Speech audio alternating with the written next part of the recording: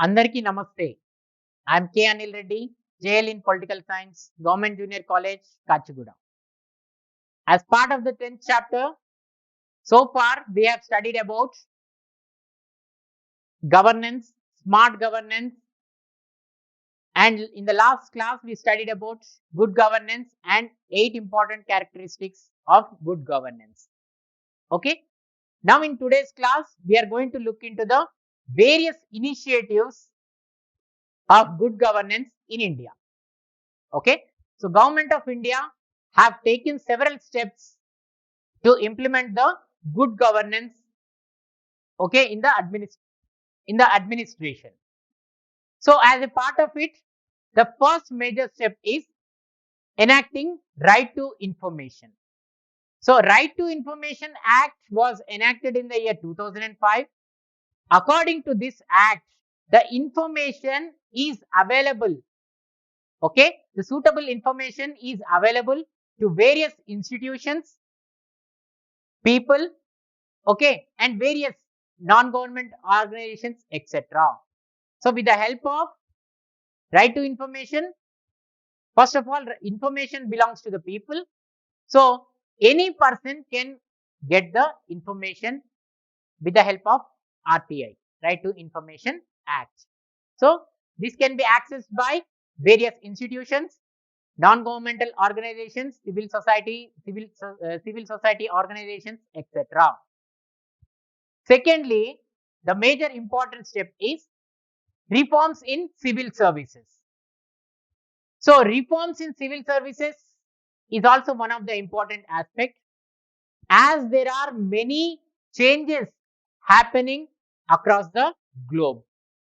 Especially, there is increasing expectations of the citizens as far as governance is concerned. Okay, the expectations are more in the citizens as far as governance is concerned. So to ensure this kind of better governance, the civil services should be reformed to provide effective, efficient, accountable, transparent, okay, governance. We need to reform the services.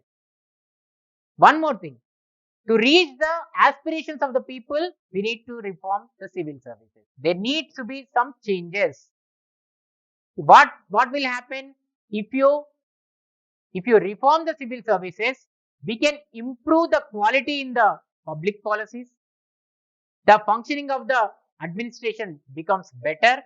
So therefore, it may also lead to the development of the country. So all these are the part of the civil services. So reforming civil services is important to provide better governance in the country. How we can provide better services? By improving the quality in the public policies. The way we implement, the way we formulate the public policy should be qualitative. If we can bring certain qualitative changes in the civil services, the functioning of the system also becomes healthy, and it may also lead to the proper development. Okay. And thirdly, we need to talk about the uh, citizens charter, Aadhaar card. Aadhaar card is provided in India. A unique identification number is provided in India to provide better services to the citizens. Okay. Everyone in India is provided with Aadhaar card, which allows the government to provide better services.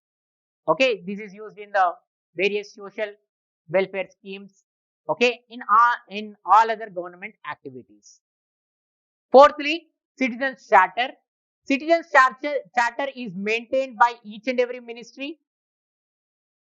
Okay. With that, it can give the information related to the various programs. It can discharge the information which is related to the various programs that ministry can take up, and how many people are getting these services can also be known with the help of the citizens charter. Okay. Then one more important thing, sixth pay commission. Sixth Pay Commission has concentrated on providing better wages to the public employees so that the corruption can be controlled in India. That means to root out the corruption, it has suggested certain measures. As part of that measures, it has concentrated on providing proper wages, salaries and allowances to the government employees. Okay. Sixthly, we can talk about the Administrative Reforms Commission. Second Administrative Reforms Commission was constituted in the year 2005, okay, which has suggested several things, mainly transparency and accountability. In addition to this, streamlining of government offices. That means the government activities should be decentralized to provide better administration, to bring reforms in the civil services, okay, and providing responsible government, okay, openness in the government, responsive government. These are the aspects that Sixth Pay Commission has focused. Seventhly, we should talk about e-governance policies. Nationwide, we know now we have established National Informatics Center through which computerization and digitalization was possible. Okay, so it is the NIC which will formulate national e-governance policies for the better administration in the country. మనం last class లో సుపరిపాలనకు సంబంధించినటువంటి 8 ముఖ్యమైనటువంటి లక్షణాలు తెలుసుకుందాం. ఈ రోజు class లో ఏం తెలుసుకుంటామంటే, భారతదేశంలో మనము సుపరిపాలనకు సంబంధించినటువంటి ఎటువంటి చర్యలు తీసుకుంటున్నామో వాటి గురించి మనం తెలుసుకోవడం అనేది జరుగుతుంది. అందులో ముఖ్యమైనటువంటిది ఏంటిది అంటే సమాచార హక్కు చట్టం. మొట్టమొదటిది సమాచార హక్కు చట్టం ద్వారా మనము ప్రతి ఒక్కరికి కూడా సమాచారం అనేది అందుబాటులో ఉంచడం అనేది జరుగుతుంది. ఎవరికి ఏ సమాచారం కావాలన్నా కూడా ఏ సంస్థకు కావచ్చు, ఏ ఒక్క సంఘానికి కావచ్చు, లేదా సాధారణ పౌరులకు కావచ్చు, సమాచారం అనేది సమాచార హక్కు చట్టం ద్వారా అందుబాటులో ఉంచడం అనేది జరుగుతుంది. ఇక రెండో అంశం విషయానికి వస్తే, ఓకే, రెండో అంశం విషయానికి వస్తే సివిల్ సర్వీసెస్ లో, ఓకే, పౌర సేవల్లో కావాల్సినటువంటి సంస్కరణలను తీసుకురావడం. ఎందుకంటే ప్రపంచవ్యాప్తంగా అనేకమైనటువంటి మార్పులు జరుగుతున్నాయి కాబట్టి ఆ మార్పులు జరిగినటువంటి విధంగానే పౌరుల యొక్క కోరికలు కూడా పాలనకు సంబంధించి పెరుగుతున్నాయని చెప్పుకోవచ్చు. అంటే పౌరుల యొక్క ఆకాంక్షల్ని అందుకోవడంలో భాగంగా పౌర సేవల్ని మనం ఖచ్చితంగా సంస్కరించాల్సినటువంటి అవసరం ఉంటుంది. పౌర సేవల్ని సంస్కరించడం ద్వారా మనం మంచి పరిపాలన అందించవచ్చు, సమర్థవంతమైనటువంటి పాలన అందించవచ్చు. అలానే ఒక పారదర్శకమైనటువంటి జవాబుదారీతనమైనటువంటి పాలన అందించేటువంటి అవకాశం ఉంటుంది. కాబట్టి అందుకనే పాలనలో సంస్కరణలు అనేవి చాలా అవసరంగా మనం చెప్పుకోవచ్చు. అదే కాకుండా మనం సంస్కరణలు ఎందుకు తీసుకురావాలి అంటే ప్రజల యొక్క కోరికలను లేదా ఆకాంక్షలను నెరవేర్చడంలో ఈ యొక్క సంస్కరణలు అనేవి బాగా ఉపయోగపడతాయి.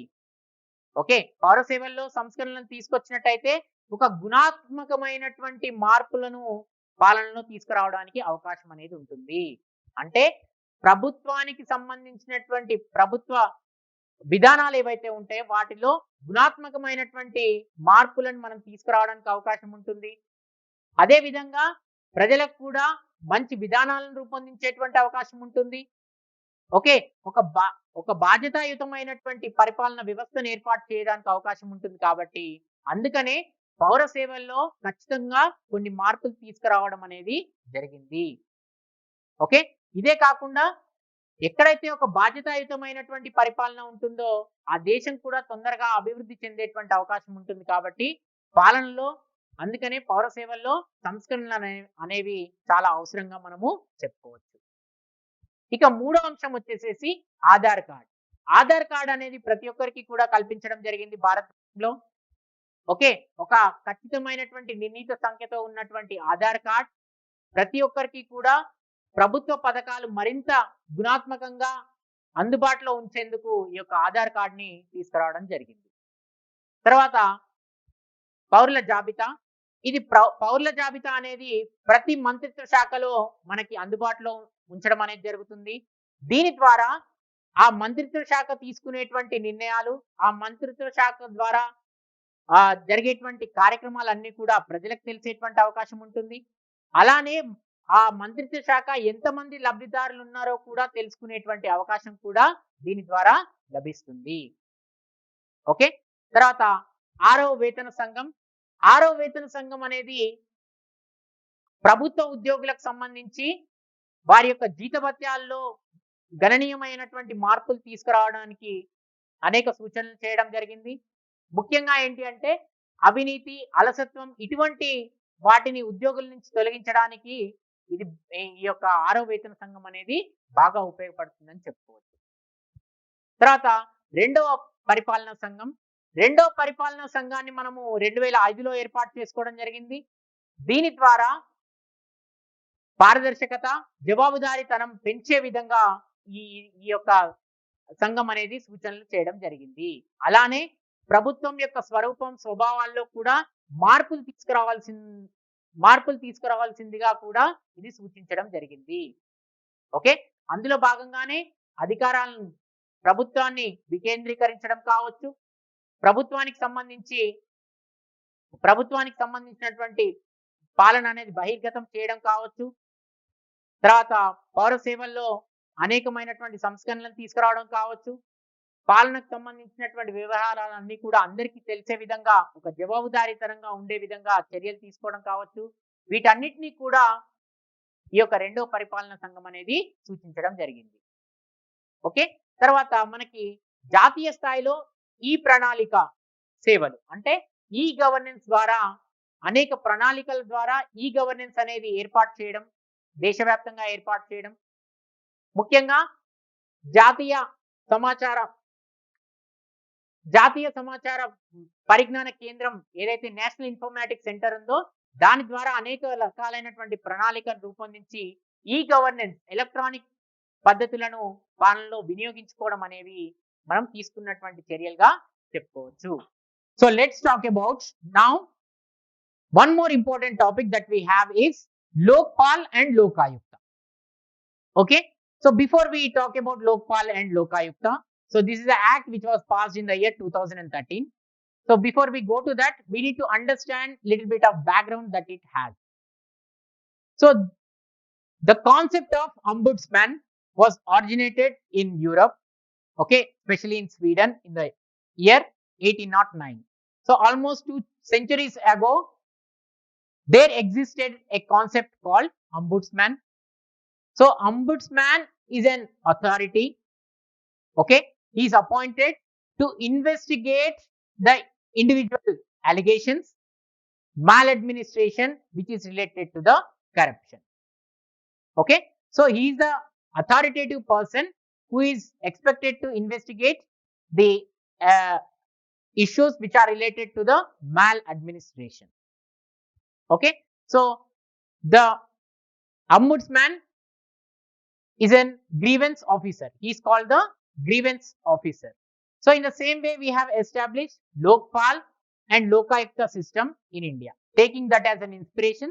So we have established in India Lokpal and Lokayukta.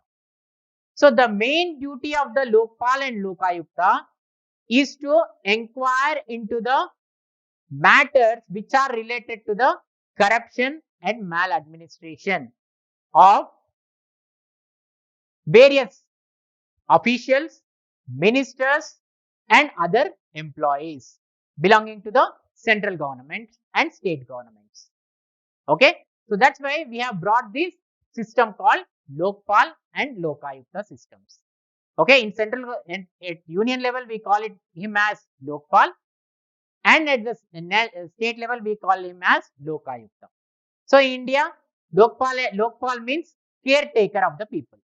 So as to make the participation of the people in the governance process, in a good governance process, Lokpal initiative will help the people to participate in the democratic setup. Okay, so that's why Lokpal has been established in our country.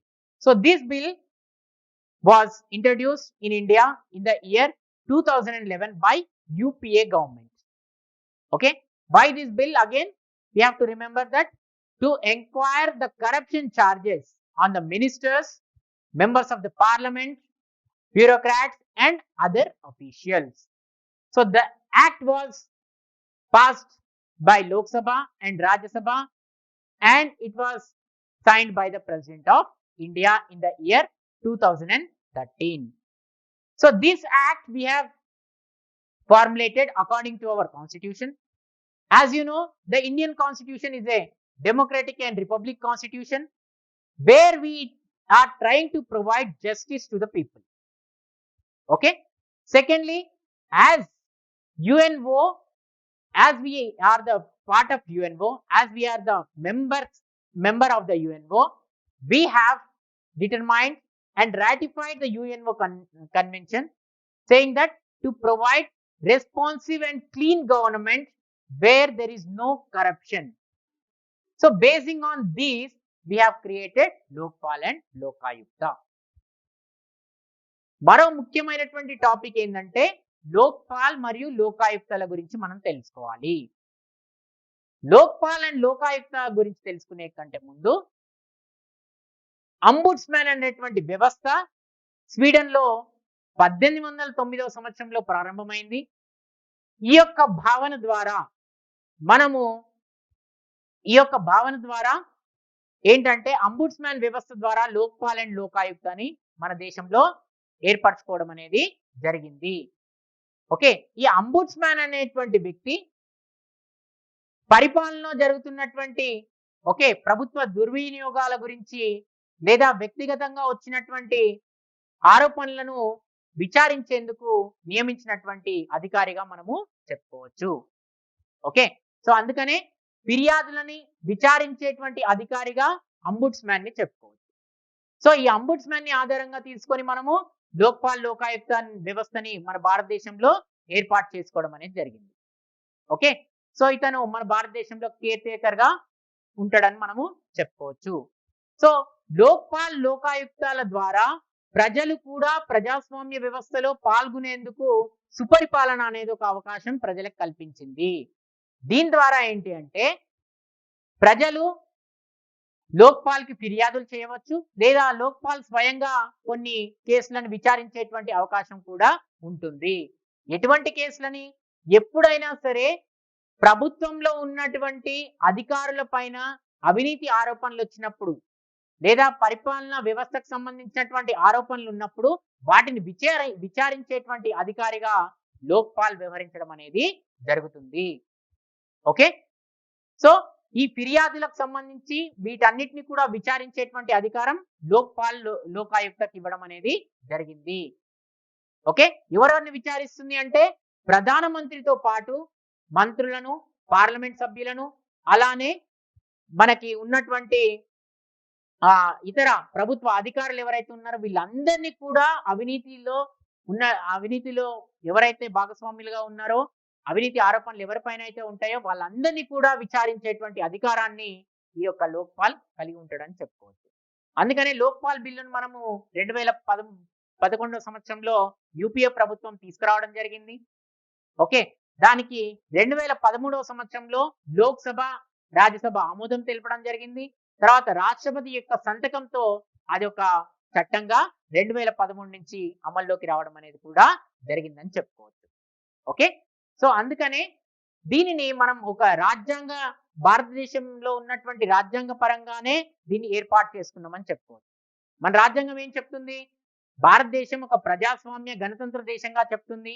అందరికీ న్యాయాన్ని అందించేటువంటి వ్యవస్థగా ఉండాలని సూచిస్తుంది. కాబట్టి దానికి అనుగుణంగా, అలానే మనము ఐక్యరాజ్య సమితిలో ఒక సభ్య దేశంగా, ఐక్యరాజ్య సమితి యొక్క నిబంధనల్ని అనుసరిస్తున్నటువంటి దేశంగా, ఒక స్వచ్ఛమైనటువంటి ఒక సహేతుకమైనటువంటి పాలన అందించేటువంటి క్రమంలో, అవినీతి లేనటువంటి పాలన అందించేటువంటి క్రమంలో ఈ యొక్క లోక్పాల్ వ్యవస్థని ఏర్పాటు చేసుకోవడం జరిగింది.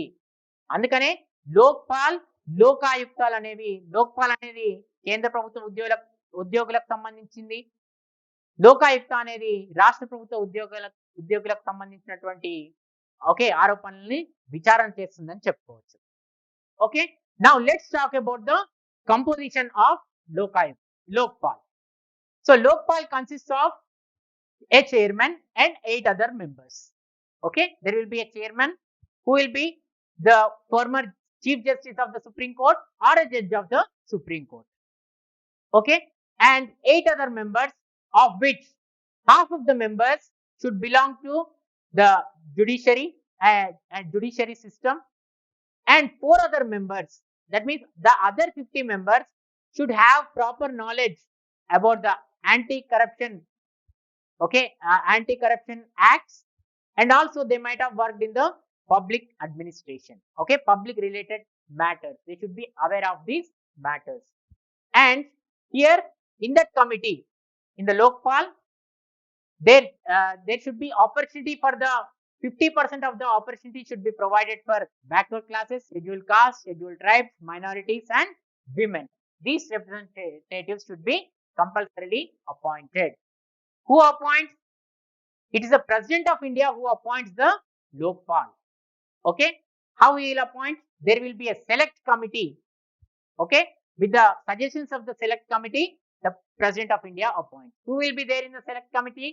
Prime Minister, Speaker of Lok Sabha,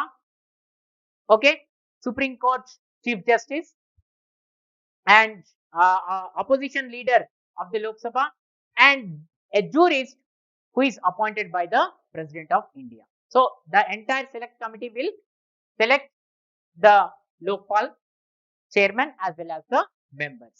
నిర్మాణం విషయానికి వచ్చినప్పుడు లోక్పాల్లో ఒక చైర్మన్ తో పాటు 8 మంది ఇతర సభ్యులు ఉంటారు. వారిలో 4 న్యాయశాఖకు సంబంధించిన వాళ్ళై ఉండాలి. ఇతర 4 సభ్యులు ఎవరైతే ఉంటారో వాళ్ళు ప్రభుత్వ విధానాల్లో పనిచేసినటువంటి వ్యక్తులుగా ఉండాలి. అలానే వాళ్ళకి అవినీతి పరమైనటువంటి చట్టాల గురించి అవగాహన అనేది ఉండాలి. ఓకే, అలానే చైర్మన్ గా ఎంపిక చేసేటువంటి వ్యక్తి సుప్రీంకోర్టు మాజీ న్యాయమూర్తి లేదా మాజీ ప్రధాన న్యాయమూర్తి అయ్యి ఉండాలి. వీళ్ళందరినీ కూడా ఎవరు నియమిస్తారు అంటే రాష్ట్రపతి చేత వీళ్ళందరూ కూడా నియమించడం జరుగుతుంది. రాష్ట్రపతి కూడా ఎలా నియమిస్తాడు అంటే ఒక సెలెక్ట్ కమిటీ ద్వారా వీళ్ళని నియమించడం జరుగుతుంది. ఆ సెలెక్ట్ కమిటీలో ఎవరుంటారు అంటే ప్రధానమంత్రి, లోక్సభ స్పీకర్, సుప్రీంకోర్టు ప్రధాన న్యాయమూర్తి, లోక్సభలో ఉన్నటువంటి ప్రతిపక్ష నాయకుడు, అలానే రాష్ట్రపతి నియమించినటువంటి ఒక న్యాయ కోవిదుడు కూడా ఈ సెలెక్ట్ కమిటీలో భాగంగా ఉంటారు. వీళ్ళు సూచించిన విధంగానే లోక్పాల్ అనే కమిటీని నియమించడం జరుగుతుంది. So power, when we come to the powers and functions, so the Lokpal can inquire into the matters related to the corruption on Prime Minister, Cabinet Minister, Union Ministers, any member of the Parliament, and Group A, B officers in the Union Government, Group C, D officers in the Union Government, any chairman or member of the corporation, and also about any society or the trust which receives 10 lakh rupees as a compensation, as a foreign fund. So విధుల విషయానికి వచ్చినప్పుడు అవినీతి ఆరోపణలు వచ్చినట్టయితే ప్రధానమంత్రిని, మంత్రులను, parliament సభ్యులను, group A, B ఆఫీసర్లను, అలానే గ్రూప్ సిడి ఆఫీసర్లను, ప్రభుత్వ కార్పొరేషన్కి సంబంధించినటువంటి చైర్మన్ ను, ఇతర సభ్యులని, తర్వాత ఏదైతే ఒక ట్రస్ట్ లేదా సొసైటీకి సంబంధించినటువంటి వ్యక్తులను కూడా ఇది విచారించేటువంటి అధికారాన్ని కలిగి ఉంది. So now let's talk about the present Lokpal. Present Lokpal, the government of India has appointed Pinaki Chandra Ghosh as the first Lokpal in the year 2019, along with 8 other members, according to the suggestions made by the Ranjana Desai committee. So it was Ranjana Desai committee which was suggested, and the committee headed by Narendra Modi approved it, and President of India has appointed. So Lokpal, whoever the members are in Lokpal, they should not have less than 45 years. All should be more than 45 years, and they will continue in the office for the period of 5 years. Okay, ఇప్పుడు ప్రస్తుతం ఉన్నటువంటి Lokpal, okay, Pinaki Chandra Ghose, ఇతన్ని 2019 సంవత్సరం మార్చ్లో నియమించడం జరిగింది. రంజనా దేశాయ్ నేతృత్వంలోని committee suggest చేసిన విధంగా, ఓకే, ఈ యొక్క లోక్పాల్ ని నియమించడం అనేది జరిగింది. సో లోక్పాల్ లో సభ్యులుగా ఉన్నటువంటి వాళ్ళు 45 సంవత్సరాలకు తగ్గి ఉండడానికి వీల్లేదు. 45 సంవత్సరాలకు పైబడిన వాళ్ళనే ఈ కమిటీలో సభ్యులుగా, ఓకే, ఉంచడం అనేది జరుగుతుంది. Now let's talk about Lokayukta. So Lokpal belongs to the union government. Lokayukta is for the states. So according to the administrative reforms committee, many of the states have adopted Lokayukta. In that, the first state was Maharashtra, which has appointed Lokayukta in the year 1971. So after the formation of Telangana state in the year 2014, okay, in the 2019 December, the Telangana government has appointed Lokayukta and Upalokayukta.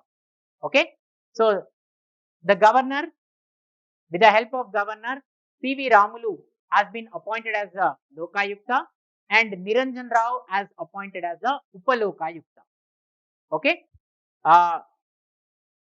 so Lokayukta will continue in their office for the period of 5 years, and they can be removed by the governor basing on the incapacity or misbehavior. Only on that conditions they can be removed. What this Lokayukta will do? It will inquire into the matters, okay, corruption matters which are related to the ministers, secretaries, corporators, okay, various municipal corporations, vice chancellors, registrars, public undertakings, etc. All these will be, okay, inquired by the Lokayukta. Okay, Lokayukta వ్యవస్థ అనేది అనేక రాష్ట్రాలు మొదటి పరిపాలన సంఘం ఏర్పాటు చేసిన తర్వాత దాన్ని ఆధారంగా లోకాయుక్త వ్యవస్థను ఏర్పాటు చేసుకోవడం జరిగింది. అందులో మొట్టమొదటిగా మహారాష్ట్ర అనేది 1971లో లోకాయుక్తాన్ని ఏర్పాటు చేసుకోవడం జరిగింది. మనకి తెలంగాణ వచ్చిన తర్వాత 2014లో, 2019 సంవత్సరంలో మొట్టమొదటిసారిగా లోకాయుక్త వ్యవస్థను ఏర్పాటు చేసుకున్నాం.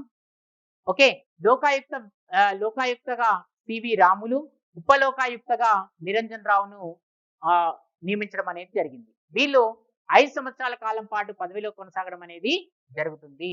సో వీళ్ళని తొలగించాలి అంటే గవర్నర్ తొలగించవచ్చు.